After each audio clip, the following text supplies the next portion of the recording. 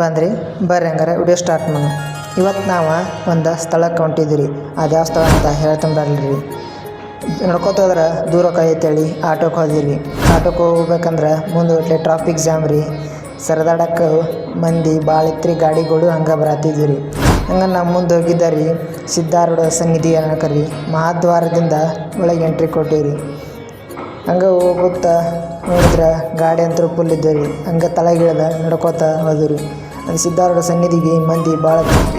ಅಲ್ಲಿ ಗುಡಿ ಮುಂದೆ ಹೋಗಿ ಜನಸಾಗರ ತುಂಬಿತ್ತು ರೀ. ಇವತ್ತು ಅಮಾವಾಸ್ಯೆನ ಸುತ್ತಲೂ ಮಂದಿ ಗಾಡಿ ತೊಗೊಂಡು ಬಂದಿತ್ತು ರೀ. ನಾವು ದರ್ಶನ ಮಾಡ್ಬೇಕಂತ ನೋಡಿದ್ದೀವಿ ರೀ. ಆದರೆ ಮಂದಿ ಭಾಳ ಇರೋಣ ನಮ್ಮ ದೋಸ್ತುಗಳು ಅಣ್ಣಗಳು ಬರತ್ತಿದ್ದಾರೆ ರೀ. ಆ ಬರೋ ತಕ್ಕ ಒಟ್ಟು ನಿಂತೀವಿ ರೀ. ಇಲ್ಲಿಂದ ಸಿದ್ಧಾರೂಢ ಮಂದಿ ನೋಡ್ಕೊಂಡ್ರಿ.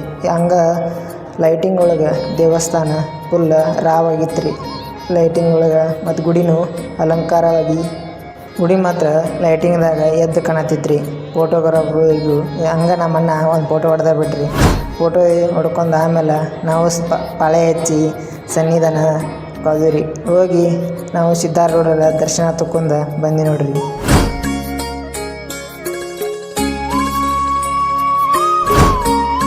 ನಂತರ ಹೋಗಿದ್ದ ನಾವು ಗಂಗೆ ಎತ್ತಕ್ರಿ. ಇಲ್ಲೇ ನೋಡ್ರಿ ಗಂಗಾ ಜ್ಯೋತಿ ಆರತಿ ಆಗಿದ್ದರಿ. ಅಲ್ಲಿಂದ ನಾವು ಅಣ್ಣ ಒಬ್ಬ ಉದ್ದಿನ ಕಡ್ಡಿಲೆ ಗಂಡಿಗೆಗೆ ಪೂಜೆ ಸಲ್ಲಿಸಿ ನಾವು ಊಟಕ್ಕೆ ಬಂದಿರಿ. ಊಟಕ್ಕೆ ಬರೋಟ್ಲೆ ಮಂದಿ ಇಲ್ಲಿ ಬರತ್ರಿ. ಹಂಗೆ ಊಟ ಮಾಡಿ ಬಂದಿರಿ. ಈ ವಿಡಿಯೋ ಇಲ್ಲೇ ಮುಗಿಸ್ತೀನಿ ರೀ. ನಮಸ್ಕಾರ.